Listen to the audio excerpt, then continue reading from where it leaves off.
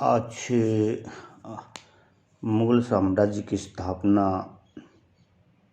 में हम लोग बाबर पर चर्चा करेंगे। बाबर को भारत में मुगल वंश का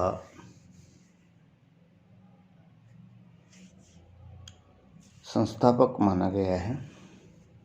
मुगल शब्द लैटिन शब्द मोंग से मिलकर बना है, जिसका शाब्दिक अर्थ बहादुर होता है। भारत में मुगल वंश का संस्थापक बाबर था। वह अपने पिता की तरफ से चगताई तुर्क और माता की तरफ से मंगोल वंश से संबंधित था, लेकिन उसने अपनी आत्मकथा बाबरनामा में स्वयं को अपनी माँ के वंश से मानने पर जोर दिया। इसलिए उसके द्वारा स्थापित वंश मुगल वंश कहलाया। बाबर के संपूर्ण जीवन को हम तीन चरणों में विभाजित कर सकते हैं: आरंभिक जीवन और काबुल की विजय, काबुल के शासक के रूप में भारत में उसकी गतिविधियां। बाबर का जन्म 14 फरवरी 1483 को अंदीजन फरगना में हुआ। उनका मूल नाम जहरुद्दीन मोहम्मद बाबर था। माता कुतलुग निगार और पिता का नाम उमर शेख मिर्ज़ा था। उमर शेख मिर्ज़ा फरगना के शासक थे। 1504 में जब काबुल पर बाबर ने विजय प्राप्त कर ली तो पहली बार पातशाह की उपाधि धारण की। इससे पूर्व इसके पूर्वजों की जो उपाधि थी वो मिर्ज़ा थी। 1526 में जब पानीपत के युद्ध में विजय प्राप्त कर ली तो बाबर ने काबुल के प्रत्येक निवासी को एक एक चांदी का सिक्का दिया था। उसी के कारण उसे बाद में कलंदर कहा गया। ये दो उपाधियां थी उसकी। बाबर ने काबुल में चांदी का शाहरुख तथा कंधार में बाबरी नामक सिक्का चलाया। उसके चांदी के सिक्कों पर एक तरफ कलमा और चारों खलीफाओं का नाम तथा दूसरी ओर बाबर व उसकी उपाधि अंकित मिलती है। बाबर के द्वारा तुर्की भाषा में अपनी आत्मकथा तुज़के बाबरी की रचना की गई, जिसे बाबरनामा और वाक़यात बाबरी के नाम से भी जाना जाता है। सर्वप्रथम अकबर के समय इसका फ़ारसी में अनुवाद पाइंदा खान ने किया। उसके बाद 1590 में अब्दुल रहीम खाना खाने ने इसका फ़ारसी में अनुवाद किया। बाबरनामा का फ़ारसी से अंग्रेज़ी अनुवाद लीडन, अर्स्किन व एल्किन ने 1826 में किया। बाद में मिजेस बेवरीज ने मूल तुर्की भाषा से अंग्रेजी में अनुवाद किया 1905 में। बाबर ने तुर्की भाषा में एक काव्य संग्रह दीवान का संकलन करवाया।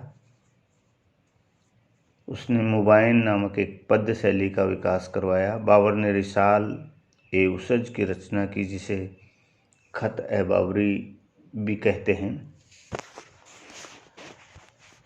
उसके पिता उमर शेख मिर्ज़ा और माता कुतलुग निगार थी और पितृपक्ष की ओर से बाबर तैमूर का 5वां वंशज और मातृपक्ष की ओर से चंगेज खां का 14वां वंशज था। इस प्रकार उसकी धमनियों में दो वीर विजेताओं का रक्त प्रभावित था। उमर शेख मिर्ज़ा फरगना की एक छोटी सी जागीर के मालिक थे। 1494 में एक दुर्घटना में उमर शेख मिर्ज़ा की मृत्यु हो गई। उसके पश्चात 8 जून 1494 को बाबर फरगना की गद्दी पर बैठा। जिस समय वो शासक के रूप में फरगना की गद्दी पर बैठा तो उसके सामने अनेक कठिनाइयाँ थी। और सबसे ज़्यादा खतरा उसको अपने चाचा अहमद मिर्ज़ा और मामा महमूद खां से था। ये दोनों बाबर की अल्पायु का फ़ायदा उठाकर फरगना पर कब्जा करना चाहते थे। संयुक्त आक्रमण किया उन्होंने, लेकिन बाबर ने दृढ़ता के साथ मुकाबला किया और उनको समरकंद की तरफ धकेल दिया और अंत में समझौता करके वो समरकंद चले गए। इस प्रकार उसने अपने आप को बाह्य आक्रमणों से सुरक्षित करके आंतरिक स्थिति सुधारने की कोशिश की। उसने बाबर बहुत महत्वाकांक्षी था और वो तैमूर की राजधानी समरकंद को जीतना चाहता था। उसके चाचा अहमद मिर्ज़ा के अधिकार में थी समरकंद और इसलिए समरकंद और फरगना में आपस में संघर्ष चलता रहा। बाबर ने 2 बार समरकंद पर आक्रमण किया, 1496 और 1497। और 1497 में उसने समरकंद पर अधिकार भी कर लिया। इधर विद्रोहियों ने फरगना पर कब्जा करके उसके सौतेले भाई जहांगीर मिर्ज़ा को गद्दी पर बैठा दिया। समरकंद और फरगना जब दोनों उसके हाथ से निकल गए तो खोजंद नामक एक छोटे से पहाड़ी प्रदेश में उसे रहना पड़ा। 1499 में पुनः फरगना पर उसने अधिकार किया, लेकिन 1502 में सारीपुल के ऐतिहासिक युद्ध में बाबर को पराजित होकर हमेशा के लिए मध्य एशिया से खदेड़ दिया गया। वो भटकता हुआ अंततः 1504 में काबुल पर अधिकार करता है और काबुल विजय के बाद में बाबर के राजनीतिक जीवन में स्थिरता आई और मिर्ज़ा की जगह उसने पातशाह या बादशाह की उपाधि धारण की। 1511-12 में उसने पुनः समरकंद पर अधिकार किया, लेकिन कुछ समय बाद में समरकंद उसके हाथ से फिर निकल गया और 1513-14 में उसने देखा कि उत्तर पश्चिम में तो उसे सफलता प्राप्त नहीं हो रही है। उसने दक्षिण पश्चिम की ओर अर्थात भारत की ओर ध्यान आकर्षित किया और 1524-25 में तक वो काबुल का शासक बना रहा और इस दौरान उसने भारत पर भावी विजय की योजनाएं बनाई। कठिनाइयों और विपरीत परिस्थितियों से जूझते जूझते भी बाबर की राजनीतिक सूझबूझ बढ़ गई थी। उसने उज़्बेकों से तुलगमा व्यूह प्रणाली, ईरानियों से बंदूकों का प्रयोग, तुर्कों से घुड़सवारी तथा मंगोलों व अफगानों से व्यूह रचना सीखी और तोपचियों की सेवा लेना प्रारंभ किया। एक तोपखाना बनाया उसने और उस्ताद अली कुली को तोपखाने का अध्यक्ष बनाया और उसने 1519 में भारत पर पहला आक्रमण करके बाजौर के दुर्ग पर अधिकार किया। उसके बाद में भीरा के दुर्ग पर आक्रमण करके उसको अपने कब्जे में किया और दिल्ली के सुल्तान इब्राहिम लोदी के पास संदेश भेजा कि जिन स्थानों पर बाबर के पूर्वजों का अधिकार था उन्हें वापस लौटा दिया जाए, किंतु दौलत खान ने राजदूत को लाहौर में रोक लिया, जिससे बाबर का वो संदेश का जवाब नहीं मिल सका बाबर को।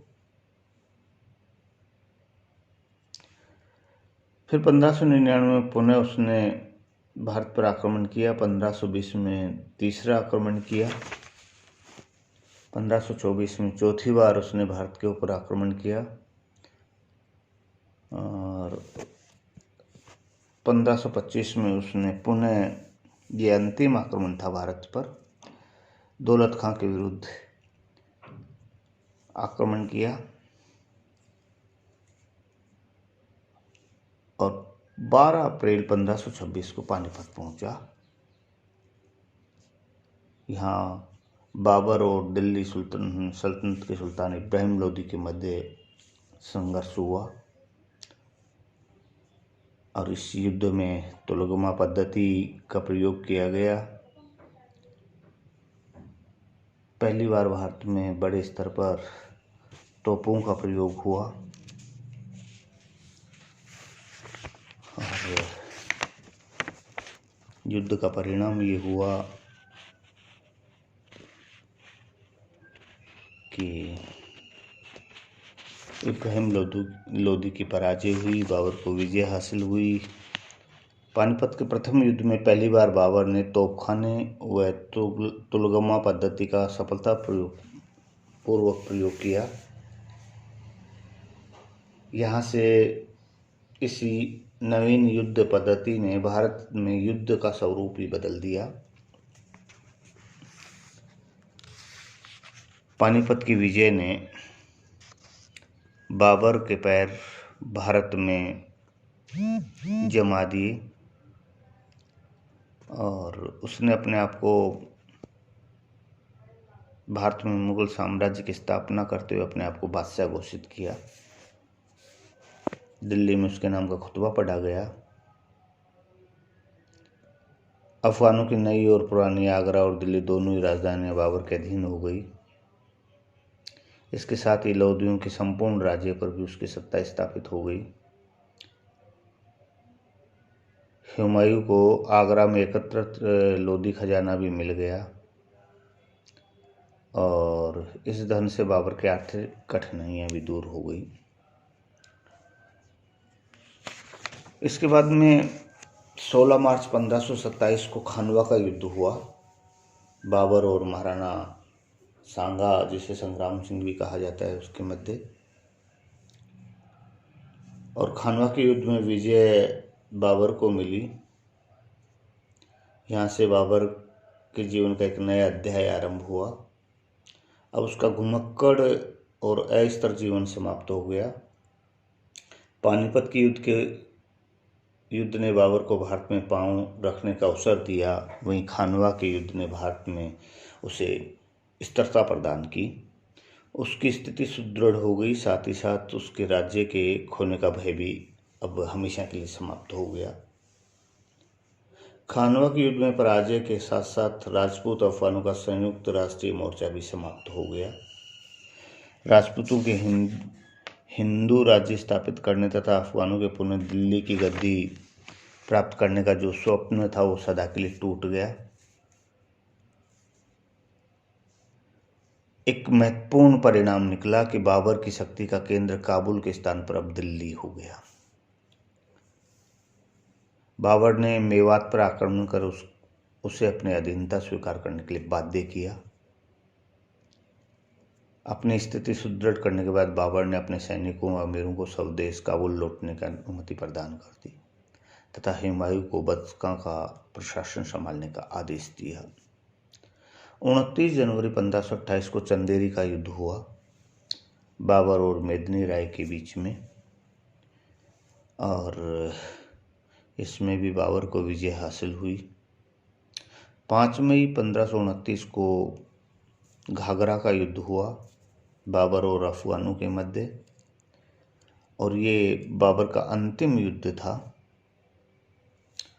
पानीपत के युद्ध में अफगान पराजित जरूर हुए थे लेकिन निर्बल नहीं हुए थे। वे अभी तक सत्ता प्राप्त करने के लिए बराबर प्रयत्न कर रहे थे, लेकिन घाघरा के युद्ध में अफगानों को पराजित होना पड़ा और अफगानों की शक्ति पूर्ण रूप से नष्ट हो गई। महमूद खां लोहानी, जलाल खां, शेर खां, सूर तथा फरीद खां जैसे अफगान सरदारों ने आत्मसमर्पण कर बाबर की अधीनता स्वीकार कर ली। लोहानी अफगानों के इस व्यवहार से प्रसन्न होकर बाबर ने उन्हें बिहार वापस कर दिया।